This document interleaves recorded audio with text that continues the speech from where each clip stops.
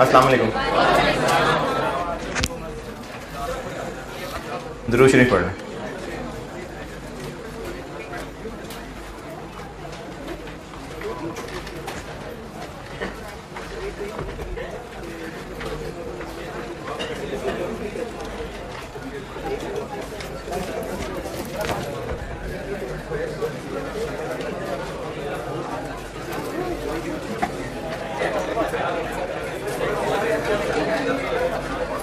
Homework दिया था एक।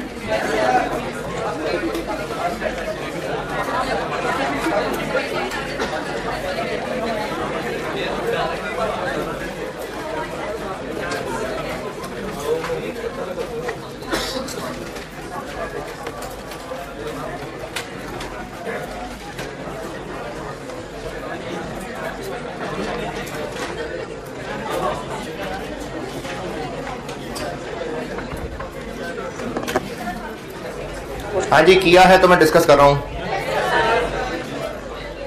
नहीं किया तो भी डिस्कस तो कर ही रहा हूँ।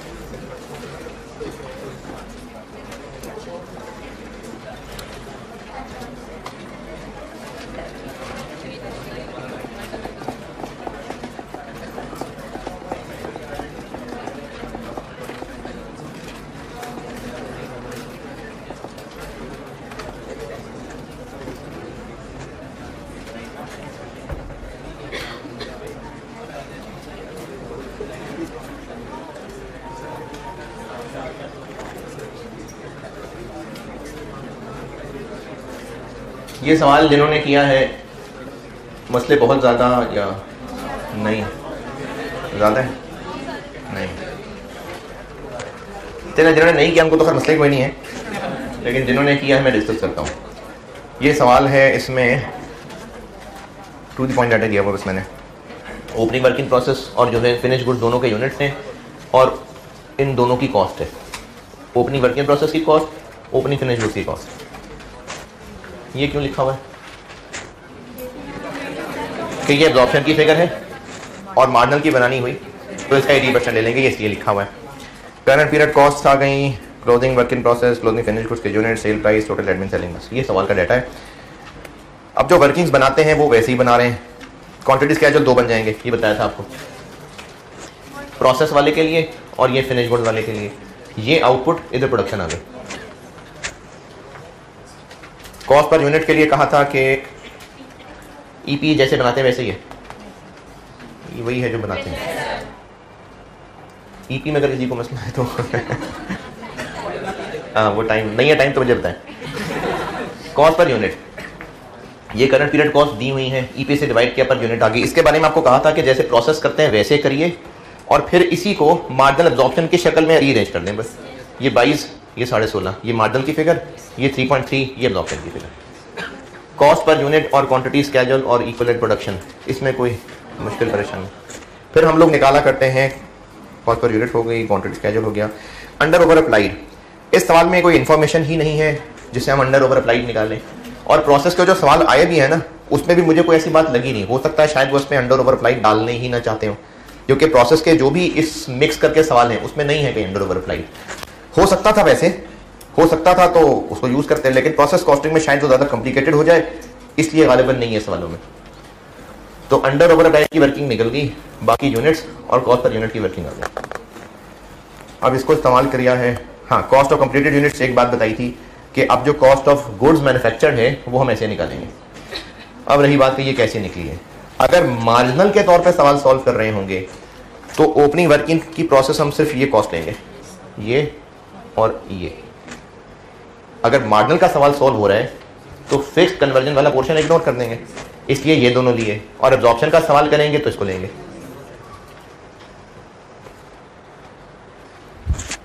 सिर्फ 60 और 45 लिया और इसमें पूरा 31 ले लिया, वर्क इन प्रोसेस का बिल। फिर कन्वर्जन पे जैसे हम इस महीने का इस साल का रेट लगाते हैं, तो कन्वर्जन वाला ईपी ये, और मार्जिनल का सवाल हुआ तो इस 900 पे ये लगा रहे होंगे, और एब्जॉर्प्शन का सवाल हुआ तो उस 900 पे ये लगा रहे होंगे। तो उस 900 पे मार्जिनल के सवाल में ये, और एब्जॉर्प्शन के सवाल, अच्छा नहीं सॉरी, ये मार्जिनल के सवाल में और कन्वर्जन के सवाल में ये दोनों, एब्जॉर्प्शन के सवाल में, मार्जिनल के सवाल में सिर्फ ये कन्वर्जन, एब्जॉर्प्शन के सवाल में ये दोनों कन्वर्जन, तो ये 19.8 बन गया। हमने कन्वर्जन लगा, देखिए FIFO मेथड है, तो इस 900 के ऊपर पर यूनिट लगानी है ना कन्वर्जन वाली, तो मार्जिनल का सवाल सॉल्व करते हुए इसको बस कन्वर्जन कहेंगे, एब्जॉर्प्शन का सवाल करते हुए इन दोनों को कन्वर्जन कहेंगे, जी किया हुआ है। और स्टार्टेड कंप्लीटेड यूनिट जो ऊपर लिखे हैं, मार्जिनल का सवाल है तो ये, एब्जॉर्प्शन का है तो ये कॉस्ट ऑफ कंप्लीटेड यूनिट्स, यही COGM है।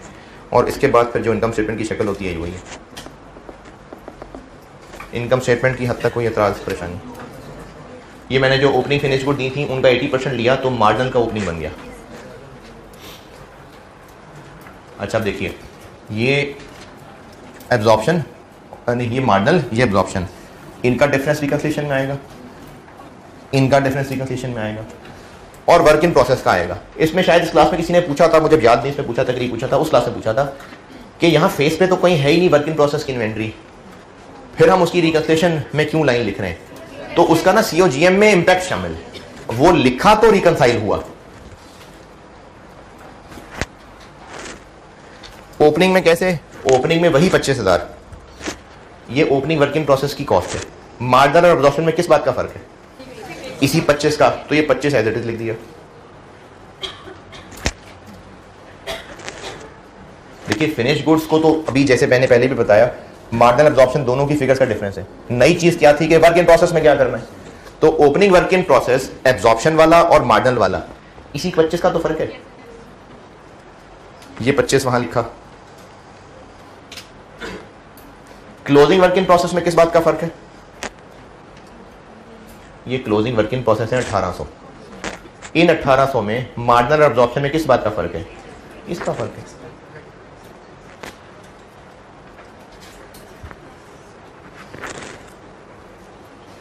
ये रिकंसिलिएशन, और इसमें ना ये बिल्कुल टैली इसलिए हुआ है क्योंकि पर यूनिट कॉस्ट में कहीं राउंडिंग ऑफ नहीं करनी पड़ी। ये पूरा आंसर आया है, मैंने डाटा इस तरह का बनाया था कि ये पूरा आंसर है। अगर ये 16.50134 चल रहा होता तो थोड़ा सा राउंडिंग ऑफ का फर्क आ जाता, तो वो आज वाले होमवर्क में आ जाएगा। ये प्रोसेस मिक्स मार्जिनल एब्जॉर्प्शन है, डन। इसका एक सवाल होमवर्क दे रहा हूं, और वो होमवर्क सवाल है ऑटम 19, लाइट कर दे ऑन।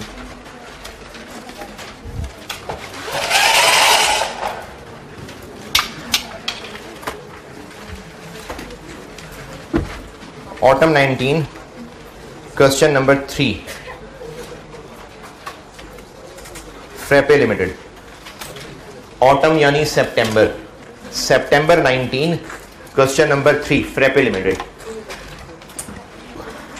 और आईकैप के सोल्यूशन का सिर्फ फॉर्मेट डिफरेंट है जो मैंने आपको सिखाया है, तो इसलिए अपने फॉर्मेट पे करके आपको मैंने सोल्यूशन देना है। वो अभी एक दो लाइन उसमें मैंने चेंज करनी थी, नहीं कल कर सका, इसलिए एक प्रिंट आउट नहीं दिया, वो कल दे दूंगा। मैं शाम तक आपको ये ग्रुप में भेज दूंगा। सितंबर 19 आईकैप के सोल्यूशन से मुझे सिर्फ इख्तलाफ कोई नहीं है, बस अपने फॉर्मेट पे करके दे रहा हूँ आपको।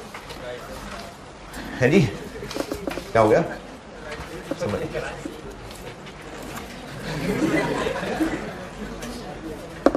तो इसका सोल्यूशन मैं आपको शाम तक ग्रुप में भेज देता हूँ। ऑटम 19 क्वेश्चन 3, ये होमवर्क है। अच्छा, इसमें ना सवाल की रिक्वायरमेंट में रिकंसिलिएशन नहीं थी, बस इनकम स्टेटमेंट बनानी थी बस, लेकिन प्रैक्टिस के लिए मैं कहूंगा कि रिकंसिलिएशन भी बना दें। तो जो सोल्यूशन मैं दूंगा आपको, उस पर मैंने वो रिकंसिलिएशन भी बनाई ताकि उसकी भी प्रैक्टिस हो जाए। तो सितंबर 19 क्वेश्चन 3, सवाल की रिक्वायरमेंट में रिकंसिलिएशन नहीं है, लेकिन मैं ऐड कर रहा हूँ रिकंसिलिएशन भी है, और उसका फिर सोल्यूशन दे रहा हूँ आपको। शाम को इंशाल्लाह ग्रुप में भेज दूंगा। अच्छा, आप एक नसीहत सुन लें,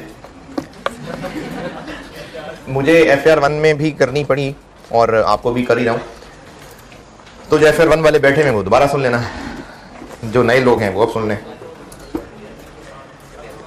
है जी, क्या हुआ? नहीं, ऑन कैमरा, ऑन कैमरा। नसीहत ये है भाई कि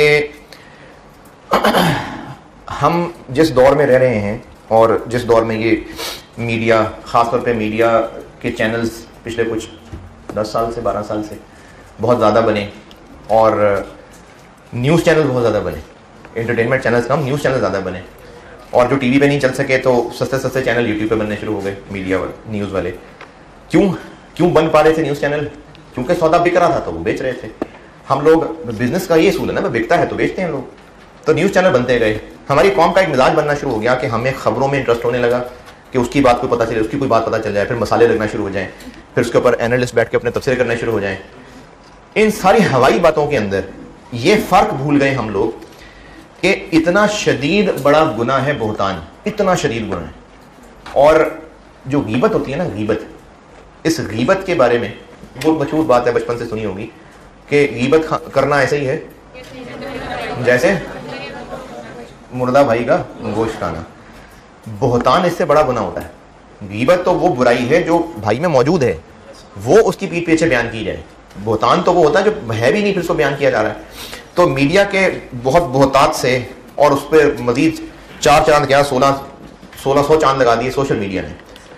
सोशल मीडिया से क्या हुआ? सोशल मीडिया से ये हुआ कि आप जो मर्जी आईडी बना के जो मर्जी बात कह दें, एक्सपोज नहीं हो रहे ना। फिर आप जो, जैसे दिल में आप जो मर्जी सोचें, दिल में जो मर्जी सोचें क्या सोचते होंगे, जो मर्जी सोचें, जो मर्जी तस्वीरें बनाएं, जो मर्जी पिक्चर्स बनाएं, कोई आपको उस पर कोई रोक ही नहीं सकता। क्यों? क्योंकि वो एक्सपोज नहीं हो रहा सबके सामने। तो सोशल मीडिया पे आप जो मर्जी कहें, जैसे मर्जी कहें, क्योंकि एक प्लेटफॉर्म मिल गया तो उससे ये खराबी और बढ़नी शुरू हो गई। फिर वीडियो लीक और मैसेज लीक और स्क्रीनशॉट लीक, गंदगियां माशरे में फैलनी शुरू हो चुकी हुई हैं बहुत अरसे से। हम सब लोग में कोई भी ऐसा नहीं है और हो ही नहीं सकता जिसके अंदर खामियां बुराइयां ना हो। और ये भी एक हदीस का मफहूम ही है कि जो लोगों का पर्दा रखता है ना, तो फिर अल्लाह ताला उसका क़यामत वाले दिन भी पर्दा रखेंगे। दुनिया में भी रखते हैं, वैसे क़यामत में भी। तो ये मीडिया, सोशल मीडिया, इससे सब लोगों के बारे में बातें फैलाने का मौका मिल गया, 4 बातें लगा के अपनी बातें बताने का मौका मिल गया। आप नौजवान बच्चे, या मैं आपको आपके लिए नसीहत कर रहा हूँ, ये सारी बात करने का मकसद आपको आपके लिए नसीहत करना है। आप बेटा जब इन बातों का हिस्सा बनते हैं ना, कि खुद से कहानियां बनी, उसके ऊपर और मसाले डाले गए, उसको फैला दिया गया, जंगल में आग की तरह फैला दो, उसमें इतने ज्यादा झूठ इन्वॉल्व हो जाएंगे, कहीं ना कहीं किसी की गिबतें इन्वॉल्व हो जाएंगी, बुहतान इन्वॉल्व हो जाएंगे, इज्जतें कम करना इन्वॉल्व हो जाएगा। ये सारी की सारी चीजों का आप हिस्सा बनना शुरू हो जाएंगे, और उस हिस्से बनने में आपको नहीं पता कि आप मजा तो ले रहे हैं, लेकिन उसके बाद आप क्या क्या समेट के जा रहे हैं। अल्लाह ने मना फरमाया है बहुत ज्यादा गुमान करने से बचो, क्योंकि बाज गुमान गुनाह है। ये अल्लाह ने कुरान पाक में फरमाई है बात। तो ये जो गुमान होता है ना, वो यही होता है कि ऐसे हुआ होगा, ये बल्कि उसको बदगुमानी कह लें, ये हुआ होगा, यकीनन ये बात हुई होगी। आपके लिए इस वक्त रेलिवेंट बात ये है कि ये एक इदारा है जो आपको एक सर्विस प्रोवाइड कर रहा है, जिससे आपका पूरा कैरियर बन रहा है। आप यहां पर छोले लेने नहीं आए हैं, आप यहां पर कुछ नान चने नहीं खाने आए हैं, आप यहां पर अपना कैरियर बनाने आए हैं। और आप यहां पर पढ़ेंगे, पेपर पास करने के लिए सीखेंगे, पेपर पास करेंगे, फिर आगे आर्टिकल्स हैं, फिर आगे पूरी लाइफ है। इस इदारे का उसमें बहुत रोल है। जब आप, अच्छा एक और हदीस बताता हूं, जो लोगों का शुक्रगुजार नहीं हो सकता वो अल्लाह का भी शुक्रगुजार नहीं हो सकता। तो इसलिए इस इदारे के आप पे एहसान बहुत ज्यादा होंगे। हमारी नाशुक्री है कि हम इसको तोलते क्या है, पैसे लिए करना है, ये एक अलग बात, ये मामला होना अलग बात है। लेकिन आप इसको ये सोचें कि इस इदारे से या किसी भी कॉलेज से आपको जो मिल रहा है वो 20,000 रुपए का नहीं है। आप उसको नहीं तोड़ सकते 20,000 रुपए के अंदर। इसके आपकी लाइफ पे ऐसे असरात हैं कि आप उसको मैयर कर ही नहीं सकते। सीए करने आए ना सारे यहां पर, तो आगे कैरियर ही बनाने हैं ना, पूरा मुआशी निजाम है, इकोनॉमिक सिस्टम है पूरा, सबने ऐसे ही करना है।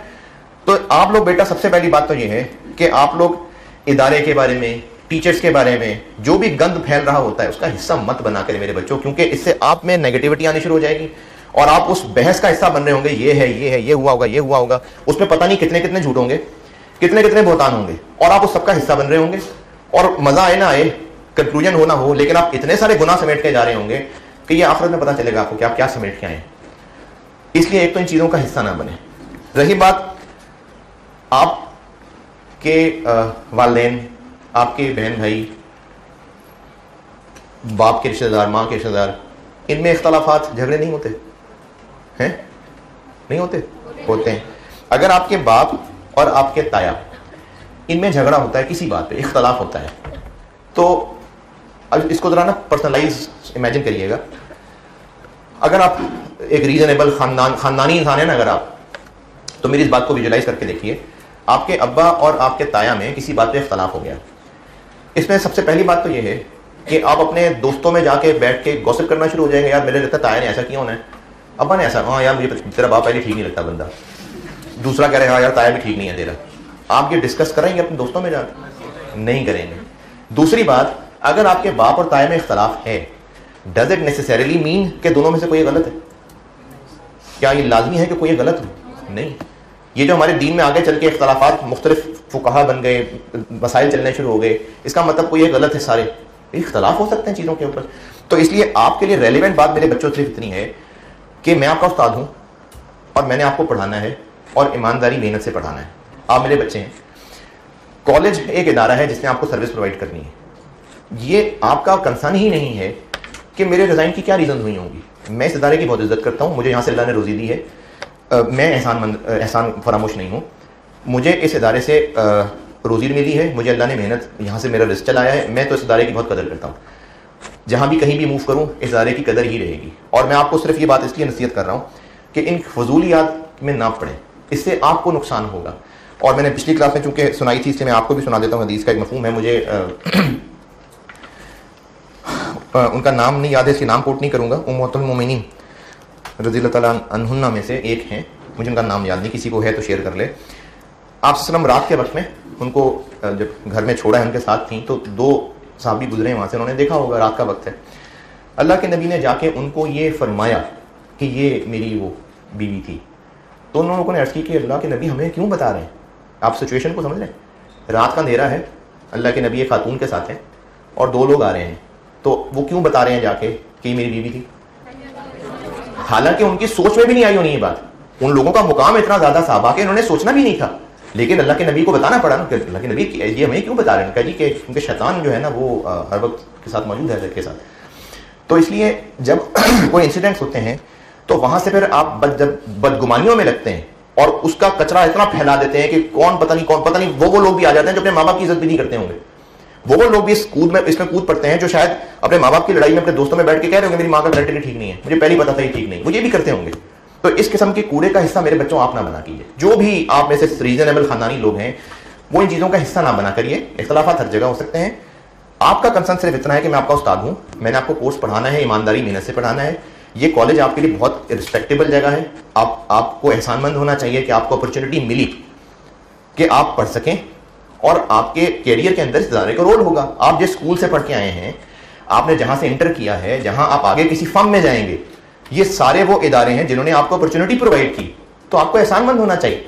आप यहां तक कि जिस हॉस्टल में रहे हैं, ना मिलता आपको हॉस्टल, कैसे पढ़ सकते थे आप यहां पर? जिस खाला ने, जिस मामू ने, जिस चचा ने, जिस ताया ने आपको यहां पर अपने घर में रहने दिया है, क्योंकि आपका अम्मी अब्बू का घर बहुत दूर है, तो आप यहां पर किसी रिश्तेदार के घर रह रहे हैं। ना रखते आप क्या करते हैं? आप लोग कोई आसान है सड़कों पे रहना, फुटपाथ पे रहने के? आप सब ऐसे हैं जो फुटपाथ पे रह के अपना करियर बना ले। हमें जिंदगी में इतने लोगों की तरफ से सपोर्ट मिली होती है कि हमें उनका एहसानमंद होना चाहिए। और जो लोगों का शुक्रगुजार नहीं हो सकता वो अल्लाह का भी शुक्रगुजार नहीं हो सकता। तो college is one of them. इसलिए इस कॉलेज की आप जब तक इज्जत नहीं करेंगे, अपने उस्तादों की इज्जत नहीं करेंगे, खैर नहीं मिलेगी मेरे बच्चों, जिंदगी में खैर नहीं मिलेगी। अच्छा गुमान रखें। हाँ, मैं ये मुझे दो रीजंस की वजह से मैंने आपकी बात की है ऑन कैमरा भी, क्योंकि सोशल मीडिया का दौर है, ये छुपती वाली बात तो नहीं है, डिजाइन का तो पता लगना ही था सबको। लेकिन उसके बाद जो गंद मचाना शुरू किया बच्चों ने ग्रुप्स के अंदर, या वैसे तो मैंने फेसबुक छोड़ा हुआ है, मुझे फेसबुक पे मैं और छोड़ के मुझे सांस आती है, मैं सांस ले पा रहा हूं है? तो उससे जितना गंद मचना शुरू हुआ तो मुझे दो जरूरतें लगी।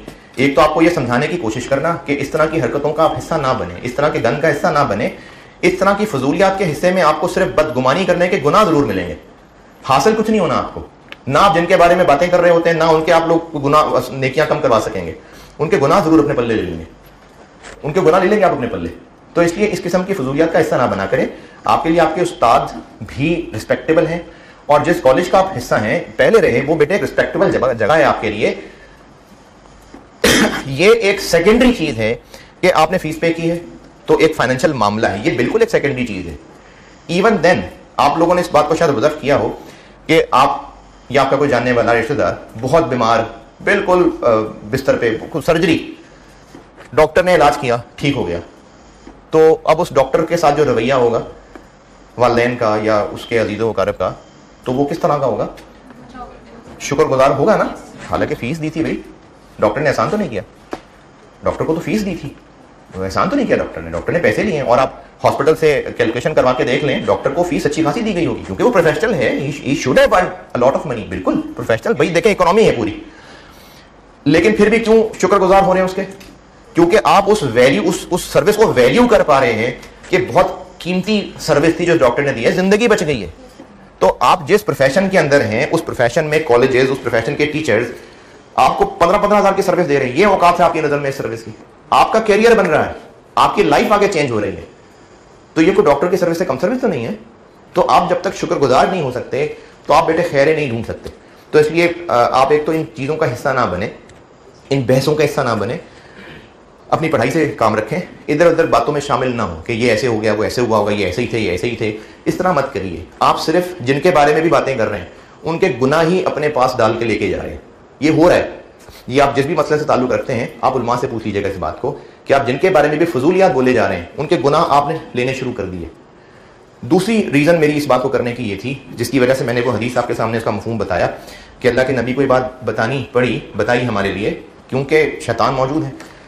तो जो बच्चे मुझे फॉलो कर रहे होते हैं, मुझसे इंस्पायर होते हैं, मुझे रोल मॉडल बना रहे होते हैं, कई बच्चे होते हैं, तो मुझे उनको ये बात बतानी ज़रूरी लगी कि पैसा is not at all the reason, बिल्कुल भी नहीं रीज़न है। होंगे कोई इख्तलाफ, और जब भी कई इख्तलाफ होते हैं तो लाजमी है कि गलत हो नहीं, तो इसलिए आप इसके ऊपर बेकार डिस्कशन में इन्वॉल्व भी मत होइए। होगा कोई इख्तलाफ यकीनन, लेकिन मैं इतना ज़रूर तसल्ली के लिए बता रहा हूँ जो बच्चे मुझे फॉलो कर रहे होते हैं कि पैसे रीज़न नहीं, बिल्कुल भी रीज़न नहीं, और होंगे कोई इख्तलाफ। तो इसलिए आप इस बहसों में मत पड़िए, इस तरह के बेकार मीम्स मत बनाइए, क्योंकि फन लग गया ना हाथ में, लोग मीम बनाने शुरू कर देते हैं। और अभी रिसेंटली क्योंकि वाक़या हुआ, इसकी मैं वो मिसाल बता रहा हूँ। आमिर लियाकत एक पब्लिक फिगर, एक सेलिब्रिटी, जो भी मसाइल हुए, जहाँ जो भी गलतियाँ थी, मीम बनने शुरू हो गए, बेइज्जती करनी शुरू कर दी, लोगों ने जलील करना शुरू कर दिया। अल्लाह ना करे कि आप कभी उस पोजीशन में फंसें जिसमें आपके खिलाफ मीम बनने शुरू हों। किसी की इज्जत गिरा देना और उस पर हंसना शुरू कर देना बड़ा आसान है, लेकिन जिस पर यह बीत रही होती है ये वो जानता है कि कितना तकलीफदेह होती है।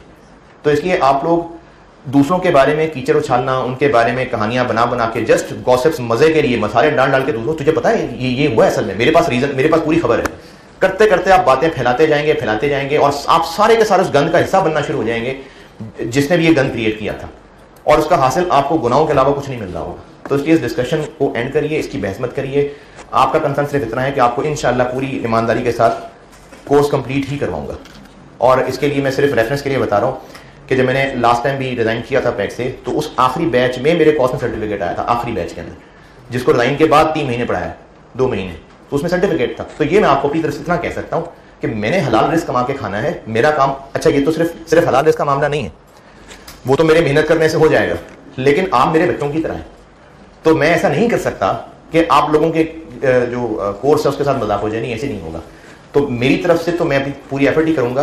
तो आप बस इस बहस में, इस बेकार के अंदर मत पड़िए, ना ही मजाक के एंगल में, क्योंकि जब आप इस चीज़ को मजाक के एंगल में करेंगे तो वो मजाक फिर रुकता नहीं है, फिर वो कहीं से कहीं बढ़ना शुरू हो जाता है। एक बड़ों से एक चीज़ सीखी है कि जिस चीज़ को ख़त्म करना है उसका तस्करा ख़त्म कर दें, और जिस चीज़ को जिंदा रखना है उसका तस्करा जिंदा रखें। तो यही है जो मीडिया सब करता है। तो आप लोग इस चीज़ों को छोड़ दें। आपका काम, आपका कंसर्न आपके कोर्स से है, वो इंशाल्लाह मिलेगा। और दूसरों की बुराइयों के अंदर, दूसरों के टो में लग के चीज़ों को निकालना, खींचना, उसको बिल्कुल बहस के अंदर डाल लेना, ये हरकतें मत करिए। मार्दन एब्जॉर्प्शन का सवाल ऑटम 19 क्वेश्चन 3। ये होमवर्क है, आपको सोल्यूशन मैं पीडीएफ में शेयर कर दूंगा और आप लोगों के कोर्स में रख दूंगा। स्टैंडर्ड कॉस्टिंग मैंने एक कार्ड बना के दिखाया था।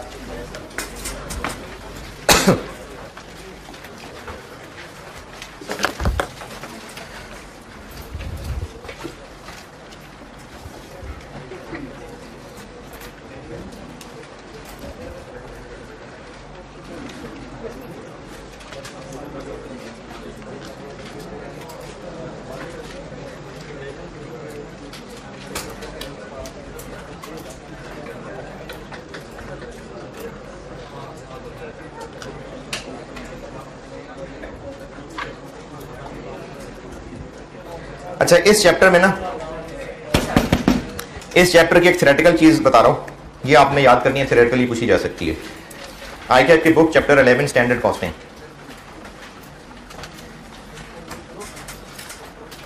चैप्टर 11 है और पेज नंबर 347, पेज 347 तकरीबन एक पेज का टॉपिक है। 1.5 टाइप्स ऑफ स्टैंडर्ड्स। 4 टाइप्स हैं, 3 इस पेज के ऊपर हैं, एक अगले पेज पे गई हुई है। 1.5 हेडिंग है टाइप्स ऑफ स्टैंडर्ड्स। ये आपने याद करना, थ्योरेटिकली आपसे पूछा जा सकता है क्या? मैं आपको समरी बता देता हूं। स्टैंडर्ड कार्ड कब बन रहा है? साल के शुरू में। नॉर्मली हर साल बनेगा ताकि हर साल की महंगाई का इंपैक्ट ले सकें। और क्या क्या होगा इसमें? क्वांटिटीज भी होंगी और अमाउंट्स भी होंगी, ताकि दोनों का एक टारगेट सेट रहे कि कितने किलो और कितने रुपए वाला किलो, कितने आर्स और कितने रुपए वाले आर्स। तो ये सारा कुछ स्टैंडर्ड बन जाता है। स्टैंडर्ड क्यों बनाया जा रहा है? क्यों बनाया जा रहा होगा? ताकि क्वालिटी को और कॉस्ट को कंट्रोल किया जा सके, परफॉर्मेंस को फिर बाद में मेजर किया जा सके, इसलिए बन रहा है स्टैंडर्ड। जैसे आप अगस्त में अपने जब एग्जाम्स की तैयारी शुरू करेंगे तो कोई स्टैंडर्ड बनाएंगे आप, बनाना चाहिए कि किस दिन कितना कितना पढ़ना है, किस चैप्टर के कितने सवाल करने हैं, ये बनाएंगे आप। अच्छा, एक ये स्टैंडर्ड होगा कि आप कहेंगे कि 2 घंटे में प्रोसेस कॉस्टिंग हो जाएगी और क्योंकि मैं बिल्कुल कंसंट्रेशन के साथ पढ़ूंगा या पढ़ूंगी, कोई गलती भी नहीं होगी, कैलकुलेटर खराब नहीं होगा, कहीं से ना मुझे वॉशरूम जाना होगा, ना कोई फैमिली मसला होगा, बड़े आराम से। मोबाइल तो होगा ही, मोबाइल क्या होता है मुझे नहीं पता, कोई मसला ही नहीं होगा, बिल्कुल सब स्मूथली चलते चलते ये टॉपिक इतने दिन में, ये इतने दिन में, ये बस हो गई तैयारी। एक ये स्टैंडर्ड है। तो ये तो ना करने वाली बात है।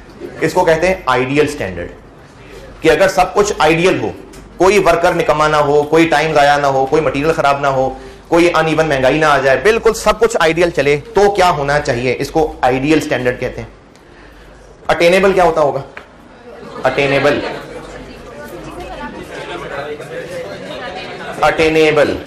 के थोड़ा होगा हायर साइड पे ही, लेकिन मोटिवेशन के लिए रखा जाएगा कि नहीं ये करना है, शाबाशी करने की कोशिश करनी है, ये अटेनेबल स्टैंडर्ड होता है। बेसिक स्टैंडर्ड क्या होता होगा? जो अभी तक ऑन एन एवरेज चलता आ रहा है, बिल्कुल ठीक है। और एक होता है करंट स्टैंडर्ड, जो अभी चल रहा है, अगर उसी को स्टैंडर्ड बना ले तो करंट स्टैंडर्ड है। तो टाइप्स हैं ये, इनके बारे में एक एक 2-2 पैराग्राफ लिखे हुए हैं जिनकी समरी आपको बता दी। तो ये चैप्टर 11 पेज 347 हेडिंग 1.5, ये इस चैप्टर में से करना है जी। करंट है, basic over a period average है। क्या जी? जी ICAP की बुक 347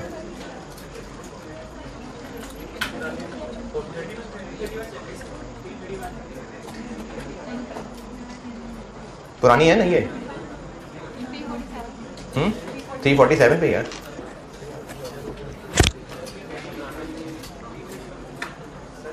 वो FR1 की बुक तो नहीं देख रहे? चले ढूंढ, पढ़े लिखे लोग ढूंढ लेंगे आप। चैप्टर 11 है, पेज 347, 1.5 हेडिंग है टाइप्स ऑफ स्टैंडर्ड्स। इस चैप्टर में से बस इतना ही है। जो लोग बुक पढ़ते हैं, जिनको बुक पढ़ने का शौक है, तो इस चैप्टर में आपको आगे वो मटेरियल की वेस्टेज और लेबर के आइडल टाइम का जिक्र मिलेगा, तो वो मैंने वेरिएंस में वैसे ही करवा देना है आपको, इसलिए बस ये चैप्टर खत्म है। इस चैप्टर से बस ये एक थ्योरेटिकल टॉपिक लेना था और स्टैंडर्ड कार्ड की शक्ल बना के दिखानी थी आपको, बस ये स्टैंडर्ड वाला टॉपिक खत्म।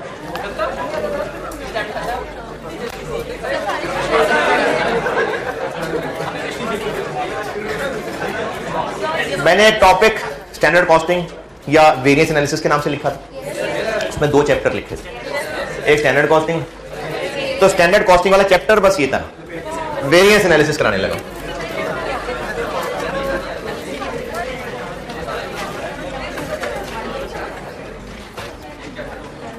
वेरिएंस एनालिसिस जी,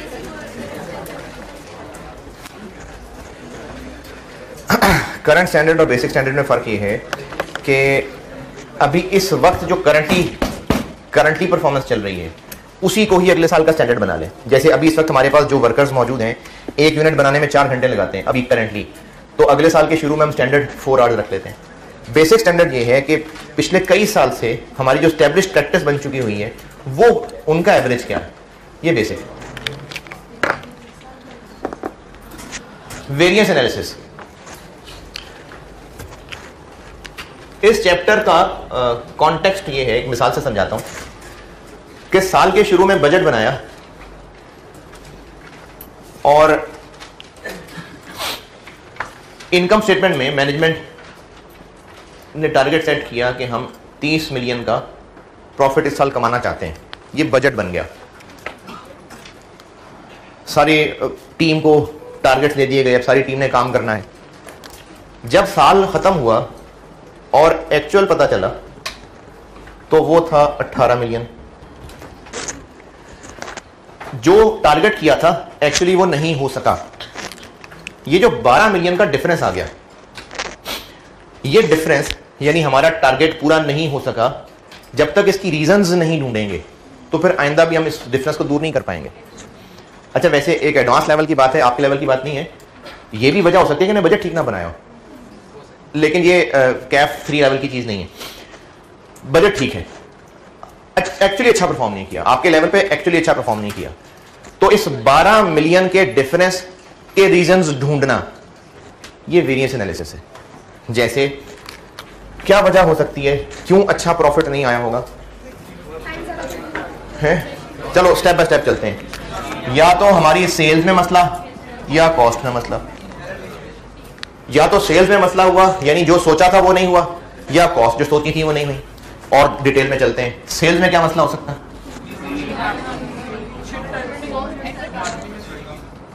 नहीं, मार्केटिंग नहीं कर सके तो हुआ क्या, यानी सेल्स से क्यों फर्क आया?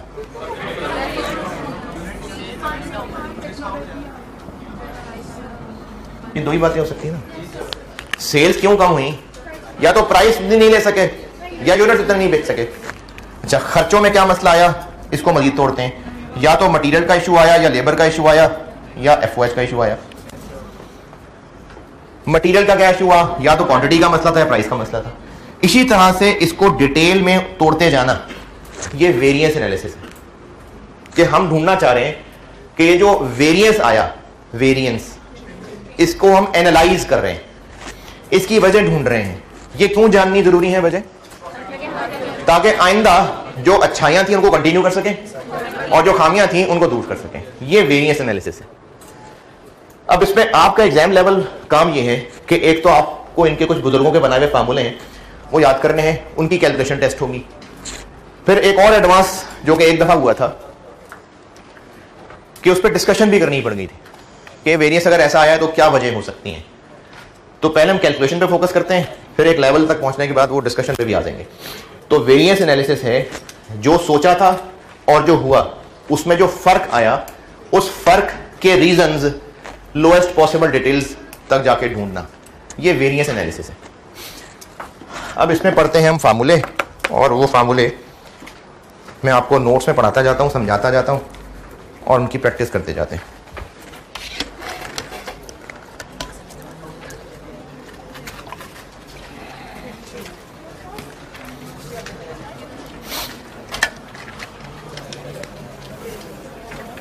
अब सवाल यह है कि कौन से नोट्स?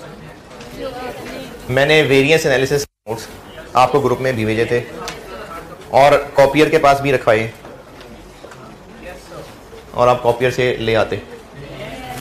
चलें, अच्छी बात है, ले आए हैं।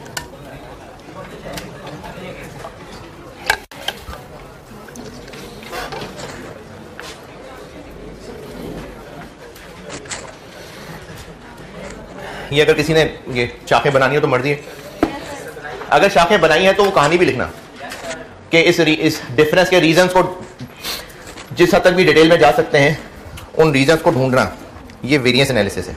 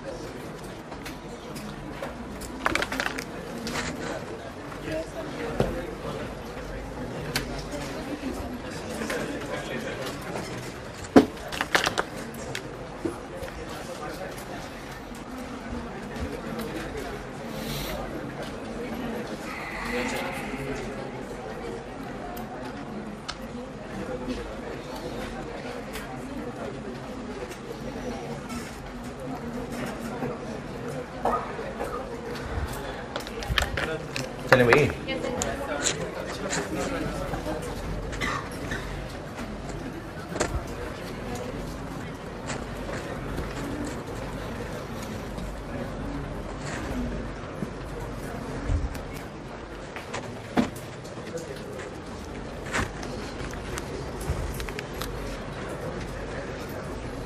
कॉस्ट वेरिएंसेस देखते हैं पहले कॉस्ट वेरिएंसेस करते हैं। अच्छा, फार्मूले चूंकि मैंने वहां लिखे हुए हैं सारे नोट्स में, तो बोर्ड पे मैं समझाऊंगा, बस फार्मूले वहां लिखे हुए हैं, आप समझिए और फार्मूले वहां पढ़ लीजिए जो पढ़ाऊंगा। वेरिएंस का कॉन्सेप्ट दोबारा सुन लें कि वेरिएंस का कॉन्सेप्ट ये है कि जो सोचा था हमने कि होना चाहिए और जो असल में हुआ है, तो उसका फर्क, ये वेरिएंस है। और रीजंस डिटेल तक ढूंढते जाएंगे कि कितना फर्क रेट चेंज होने की वजह से पड़ा, कितना फर्क यूनिट ज्यादा लगने की वजह से पड़ा, उसको हम तोड़ते जाएंगे। तो इसके लिए कुछ फार्मूले बनाए हैं बुजुर्गों ने, वो फार्मूले पढ़ने लगे हम। अरे वाह, जबरदस्त।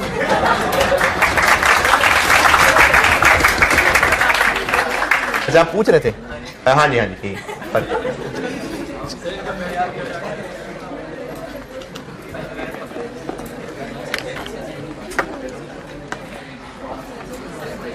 जी, किसे पूछो?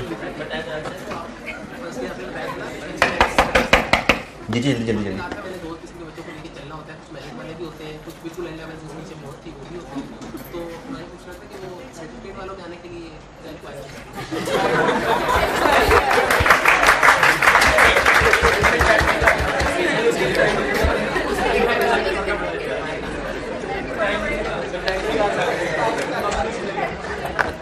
अच्छा, इसका सीरियस जवाब ये है, हाँ नहीं नहीं बिल्कुल, मेरा सीरियस जवाब ये है कि है, सवाल क्या है? सवाल ये है कि जो बच्चे सर्टिफिकेट ऑफ मेरिट लेते हैं या गोल्ड मेडल लेते हैं, तो उनमें क्या खास बात है, वो उनके पास क्या टिप्स हैं। तो जितने भी अब तक हैं मेरे के पास कोई टिप नहीं। ये क्या हो रहा है? कोई ऐसे टिप नहीं है, कोई ऐसा क्राइटेरिया नहीं है कि बस ये 4 काम कर लो तो सर्टिफिकेट आ जाएगा, ऐसा कुछ नहीं है। आपका काम कॉन्सेप्ट समझना, अपनी बेस्ट एफर्ट करना, क्लास वर्क होमवर्क सब पूरी तरह करना, टेस्ट देना, आपका काम एफर्ट करना है, मेरा काम एफर्ट करना है। अब उसके बाद एंड पे कौन उस दिन परफॉर्म कर पा रहा है, किसके लिए अल्लाह ने ये लिख रखा है, वो मेरे कंट्रोल में है ना। यानी मैं ये नहीं कह सकता हाँ ये वाला बच्चा जो ना ये काम कर ले तो सर्टिफिकेट आ जाएगा, नहीं। मेहनती होना चाहिए, काबिल होना चाहिए, बिल्कुल होना चाहिए, लेकिन कोई और खास टेक्निक नहीं। बस कर यार बस।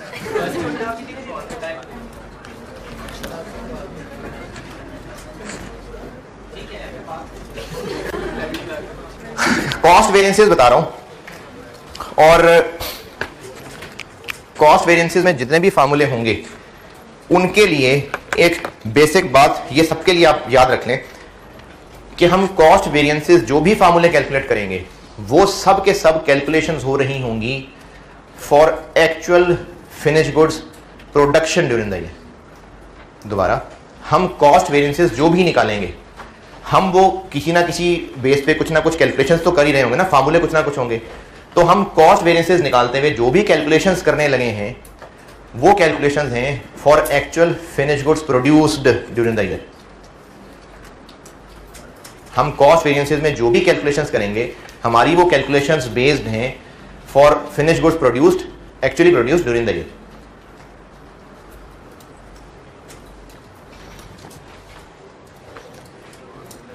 इसका कोई मतलब समझ नहीं आया बस लिखें, फार्मूले पे जाऊंगा तो बताऊंगा कि इसका मतलब क्या था। दोबारा सुन लें, हम कॉस्ट वेरिएंसेस में जो भी कैलकुलेशंस करने लगे हैं वो सारी कैलकुलेशंस हैं for actual finish goods produced during the year.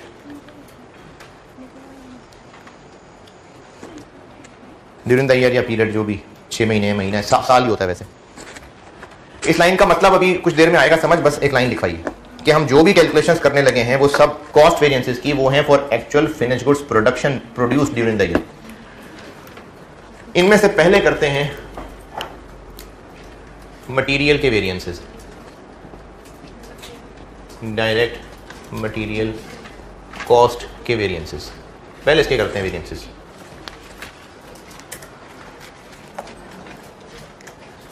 Notes में पहले पेज पे आइए। कॉस्ट वेरिएंसेस, उनमें सबसे पहले ये मैंने लाइंस भी, क्योंकि बहुत सारी बीच में हेडिंग फार्मूले बहुत ज़्यादा हैं तो मैंने फिर कहीं शेडिंग की हुई है, कहीं अंडरलाइन किया हुआ है, कहीं इटैलिक किया हुआ है।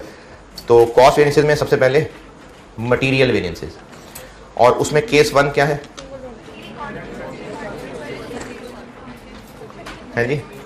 इसका मतलब है कि इस साल में हमने जितने किलो मटेरियल खरीदा उतने ही किलो यूज भी किया, ये केस 1 है। और केस 2 ये है कि ऐसा नहीं है, ये मटेरियल परचेज और यूज बराबर नहीं है। तो पहले केस 1 बता रहा हूं कि मटेरियल जितना खरीदा इस साल में उतने ही किलो यूज भी हुआ। एक मिसाल से वो 3 फार्मूले समझाता हूं, पहले समझिएगा फिर उस नोट पे जाएंगे।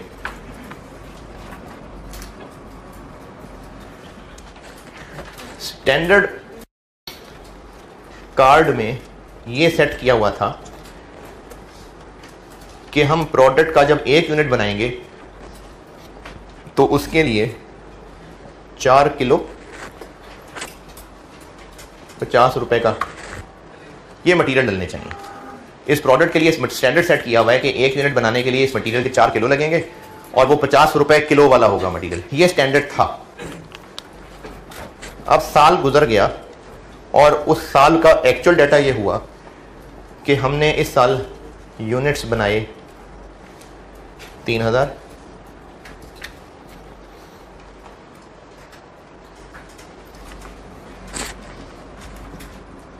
और मटेरियल जो ख़रीदा और इस्तेमाल भी हुआ वो हुआ 12,800 किलो, जो कि मिला 54 रुपए का। ये स्टैंडर्ड बनाया था और साल का जब एंड आया तो उस पूरे साल की परफॉर्मेंस ये है कि 3000 यूनिट्स बनाए हैं और इनके लिए इतने किलो मटेरियल इतने रुपए किलो वाला, ये डेटा है।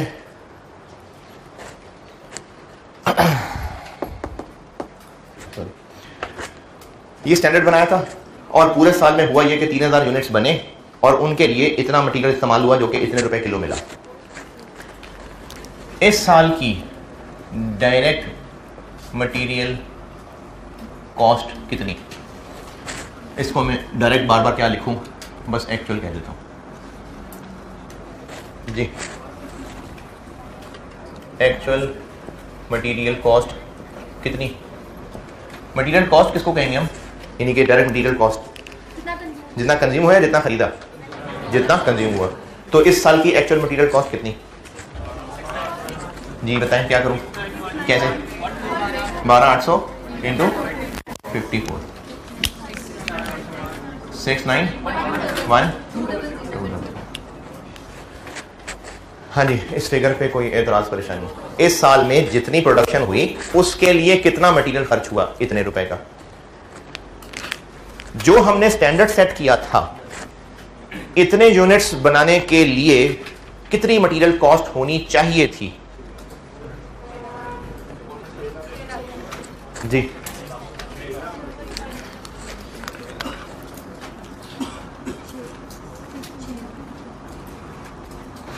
जी कैसे निकालूं? देखें, हमने 3000 यूनिट्स बनाए हैं, इतने किलो लगे, इतने रुपए किलो वाला। अब मैंने ये पूछा है कि इतने यूनिट्स बनाने के लिए कितनी मटेरियल कॉस्ट लगनी चाहिए थी? देखें, 3000 यूनिट्स बनाने के लिए 12,000 किलो लगने चाहिए थे। 12,000 कैसे? और 1 किलो कितने का होना चाहिए था? 6 लाख। जितनी प्रोडक्शन हुई उसके लिए कितना खर्चा मटेरियल का हुआ और कितना होना चाहिए था? डिफरेंस। अच्छा, इसके लिए मैं 2 वर्ड्स बोलूंगा, बताने में से क्या है ये, फेवरेबल है या एडवर्स है? क्यों? क्योंकि जितना होना चाहिए था ज्यादा हो गया, तो बिल्कुल ये एक एडवर्स वेरिएंस है। और मैंने फार्मूले की शक्ल ही ऐसी बनाई कि आंसर दिस माइनस दिस करने से नेगेटिव आया तो इसका मतलब है एडवर्स। तो ये बुजुर्गों ने फार्मूले बनाए ऐसे हुए हैं कि आंसर माइनस में आएगा तो वह एडवर्स होगा। तो आपने इसी तरतीब से फार्मूला याद करने हैं। अभी मैं वहां से नहीं पढ़ा रहा फार्मूला, पहले मैं समझा दूं फिर पढ़ाता हूं फार्मूला। इसको कहते हैं direct material cost variance. Direct का वर्ड बार बार ना भी हो, ये मटेरियल कॉस्ट वेरिएंस, क्योंकि मटेरियल पढ़ रहे हैं, मटेरियल लेबर एफओएच, तो मटेरियल कौन सा मटेरियल है? डायरेक्ट ही है, इसलिए बार बार डायरेक्ट हम नहीं लगा रहे होंगे। ये कहलाता है मटेरियल कॉस्ट वेरिएंस। क्या इंटरप्रिटेशन हुई इसकी? कि जितनी प्रोडक्शन हुई उसके लिए कितनी मटेरियल कॉस्ट होनी चाहिए थी, स्टैंडर्ड मटेरियल कॉस्ट, कितनी एक्चुअली हुई एक्चुअल मटेरियल कॉस्ट। तो जो दोनों का फर्क है वो मटेरियल कॉस्ट वेरिएंस है। ये फर्क क्यों आया? इस ऊपर वाली कैलकुलेशन को देख के क्या लग रहा है, क्यों आया ये फर्क? 2 रीजन है। जितनी प्राइस सोची थी उसमें भी मार पड़ी और जितने किलो सोचे थे उसमें भी हमें नुकसान हुआ। तो इस 91,200 में से कितना इसकी वजह से है और कितना इसकी वजह से है, ये अब मैं 2 में तोड़ने लगा हूं।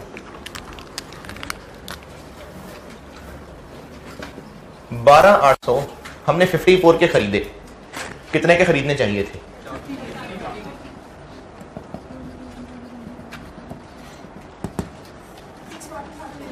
640,000,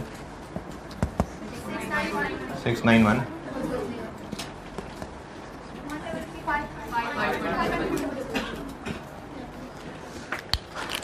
इसमें मैंने क्या असेस किया है कि प्राइस चेंज की वजह से क्या नुकसान है। इसको कहते हैं material price variance.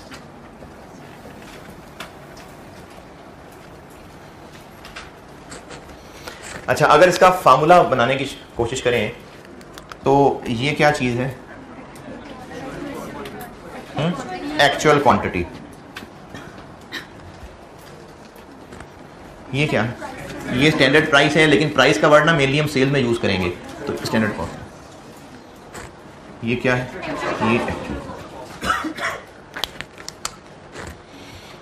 Actual quantity into standard cost minus actual quantity into actual cost. ये है मटेरियल प्राइस वेरिएंस। और ये प्राइस वेरिएंस दोबारा सुन लीजिए, जितना टोटल खर्चा सोचा था जितना असल में हुआ उसका फर्क एक मटेरियल कॉस्ट वेरिएंस है। अच्छा, ये इन सारी कैलकुलेशंस को हम बात कर रहे हैं इन 3000 यूनिट्स के लिए। ये बात की थी मैंने अभी कि हम जो भी कॉस्ट वेरिएंसेस में कैलकुलेशंस करेंगे वो सारी कैलकुलेशंस किन के लिए हो रही होंगी? जो एक्चुअल फिनिश गुड्स प्रोड्यूस हुई हैं। तो इसलिए ये 3000 के लिए सारी कैलकुलेशन है कि इन 3000 के लिए कितना खर्चा होना चाहिए था, कितना हुआ। ये मटेरियल कॉस्ट वेरिएंस है और इसको तोड़ना है 2 में, क्योंकि पर किलो रेट भी चेंज हुआ, किलोज भी चेंज हुए। अभी मैंने इस वक्त क्या इफेक्ट देखा है, इसको मटेरियल प्राइस वेरिएंस कहते हैं। दूसरी क्या रीजन है, यानी 12,000 किलो लगने चाहिए थे, 12,800 लगे। रेट क्या लगाऊं? अच्छा, रेट लगाना क्यों है? क्योंकि ये सारे जो वेरिएंसेस हम कैलकुलेट कर रहे होंगे ना, ये हमने रुपीस में करने हैं कैलकुलेट। क्योंकि मैंने बात यहां से शुरू की थी कि इतने रुपए बजट सोचा था, इतने रुपए हुआ, तो ये सारा कुछ जो हम वेरिएंस कैलकुलेशन करेंगे ये रुपीस में निकलेगा अल्टीमेटली। तो किलो को रेट से मल्टीप्लाई करेंगे तो रुपए आएंगे ना। तो अब मैं यहां पर रुपए के लिए रेट कौन सा लगाऊं, 50 या 54? हाँ जी, क्यों 54?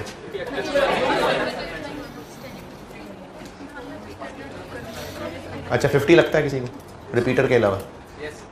50 क्यों? ऐसे ही बस दिल में आ रहा है जी। 50 क्यों? तो वो कंपेयर तो कर रहा हूं मैं, यानी यहां 50 लिख दूं या 54 लिख दूं या 50-50?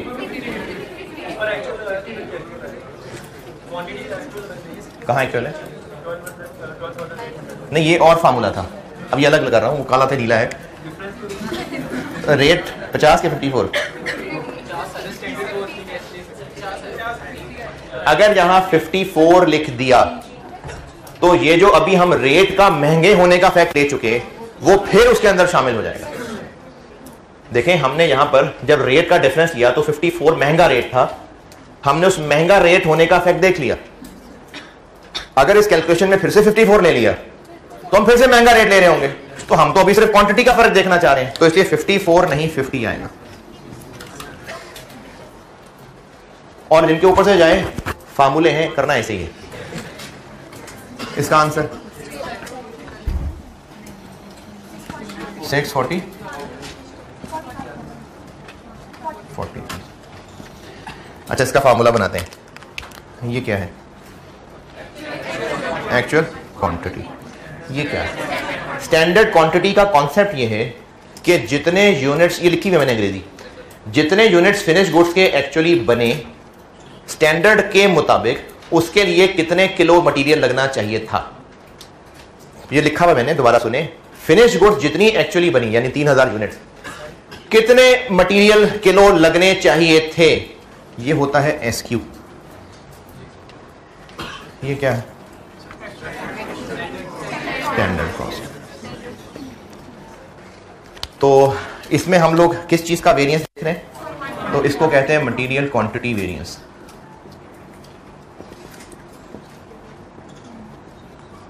और इन दोनों को ऐड करें तो मटेरियल कॉस्ट वेरिएंस को इन दो वेरिएंस में तोड़ा है। मटेरियल कॉस्ट वेरिएंस है कि जितने यूनिट्स बनाए उनके लिए कितने रुपए मटेरियल कॉस्ट आई और कितने रुपए मटेरियल कॉस्ट आनी चाहिए थी। ये मटेरियल कॉस्ट वेरिएंस है। लेकिन ऐसा क्यों हुआ?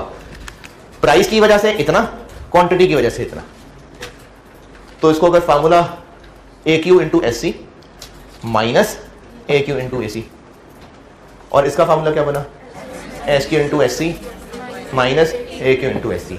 अभी शुरू है ना, तो आपको ये फार्मूले याद करने में मुश्किल होगी, लेकिन प्रैक्टिस से ये नहीं, सिर्फ प्रैक्टिस से नहीं, करने तो याद ही पड़ेंगे, लेकिन प्रैक्टिस से बेहतर हो जाएंगे।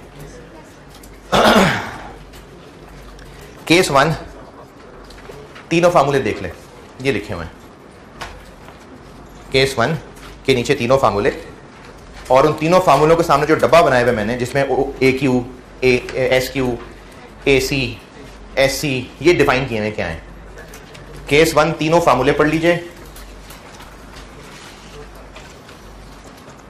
और जो सामने डब्बा बना है ये भी पढ़ लीजिए। जी जी, बिल्कुल अच्छी ऑब्जर्वेशन, शाबाश। कि हम जब प्राइस का वेरिएंस ले रहे हैं ना, तो ये सेम है तभी तो प्राइस का वेरिएंस नजर आएगा, और जब आप क्वांटिटी का वेरिएंस ले रहे होंगे तो प्राइस सेम रखेंगे तभी तो क्वांटिटी का वेरिएंस नजर आएगा।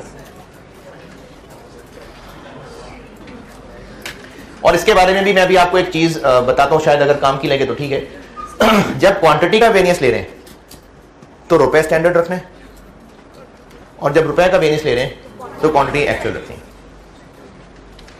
क्वांटिटी के वेरिएंस में रुपए स्टैंडर्ड और रेट के वेरिएंस में क्वांटिटी एक्चुअल।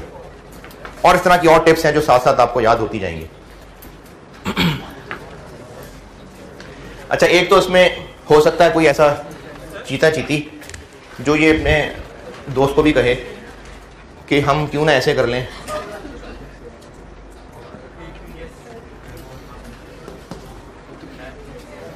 हो सकता है कि नहीं हो सकता? हो सकता है। तो आपको अगर लगे कि सर को नहीं पता था, मैं तुझे बताता हूँ क्या होता है। तो ऐसे बिल्कुल हो सकता है, लेकिन मैंने इंटेंशनली इसको इस शक्ल में रखा है क्योंकि क्या हुआ समझ नहीं आई, पूछा मुझे, मैंने इसको इस शक्ल में कहा है ना, तो मैंने इंटेंशनली ऐसे रखा है क्योंकि कुछ सवालों के अंदर हमें ये पूरी टोटल फिगर दी हुआ करेगी, तो दिस इंटू दिस करके ये पूरी फिगर माइनस कर लेंगे। तो ये तीनों फार्मूले देख लें, तीनों फार्मूले नहीं परचेज नहीं, अब ये केस 1 है, परचेज यूज्ड बराबर है,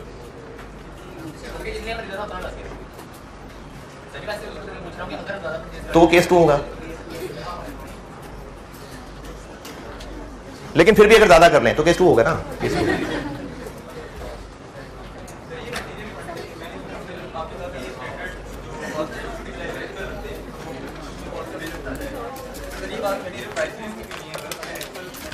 अच्छा चलें, नॉलेज के लिए ऐसी बस एक जादू दिखा रहा हूं, बस छुट्टी। ये क्या है, ये क्या है, ए क्यू एस क्यू,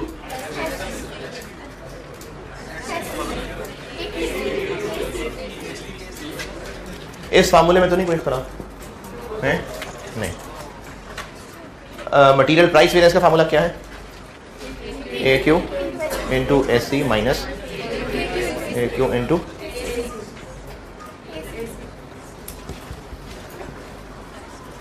ये price variance plus material quantity variance का फार्मूला क्या है,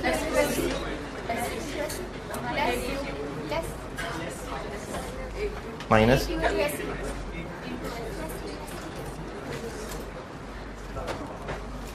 इसको देखें कुछ